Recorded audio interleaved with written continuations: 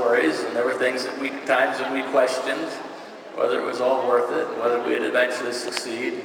And there were people who told us that what we were trying to do was not possible, and that we were destined for failure. But through it all, somehow, we persisted and began to find out that there were others who thought like us, who had dreams like us, and who were committed like us to be doing well by doing good. And of course, we had to avoid then as now people who did not just subscribe to our Force for Good culture. This lesson continues to be as relevant today as it was then. We cannot and should never work with or sponsor or surround ourselves with unpleasant people. Certainly not with dishonest people. The moment we do that, then we stop enabling the success of others.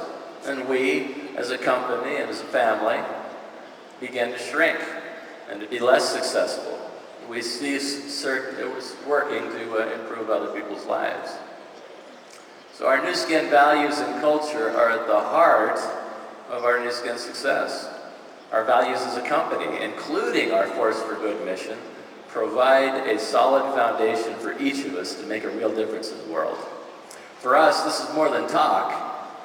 We declare through our actions that we intend to improve people's lives through our products, and through our business opportunity, and through our humanitarian culture that acknowledges that there is still more to life, more to a life well lived, than the pursuit of mere business success, as important as that is.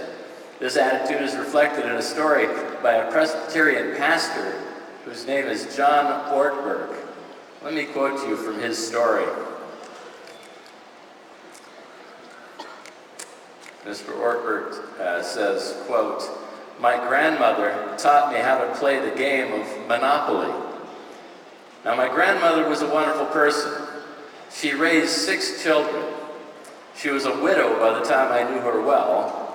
She lived in our house for many years.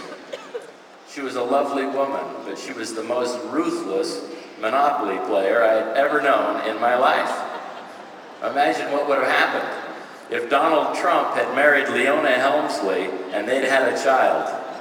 Then you'd have some picture of what my grandmother was like when she played Monopoly. She understood that the name of the game is to acquire. When we would play, when I was a little kid, I got my money from the bank, and I would always want to save it, to hang on to it, because it was just so much fun to have money. She spent on everything she landed on, and then when she bought it, she would mortgage it as much as she could and buy everything else she landed on. She would accumulate everything she could, and eventually, she became master of the board.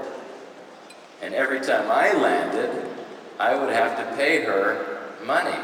And eventually, every time, she would take my last dollar, and I would quit in utter defeat.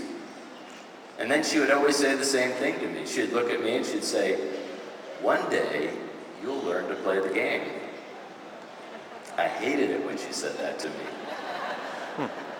But one summer, I played Monopoly with a neighbor kid, a friend of mine, almost every day, all day long.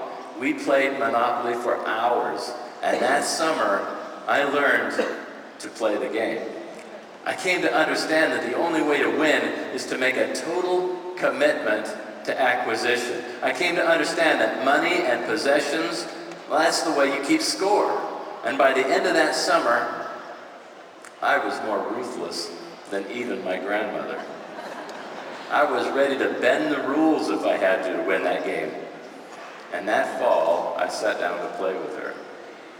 Slowly, cunningly, I exposed my grandmother's vulnerability.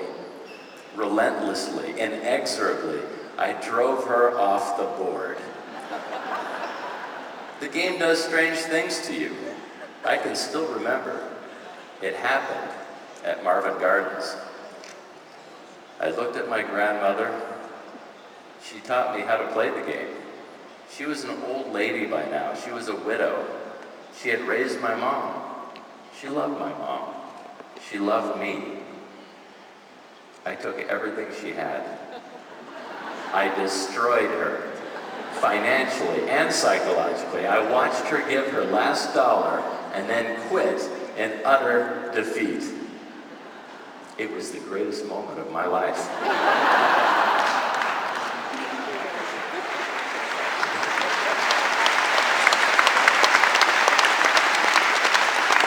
And then she had one more thing to teach me. She said, now it all goes back in the box. All those houses and hotels, all the railroads and utility companies, all that property and all that wonderful money, now it all goes back in the box. Well, I didn't want it to go back in the box. I wanted to leave the board out. Bronze it maybe, as a memorial to my ability to play the game.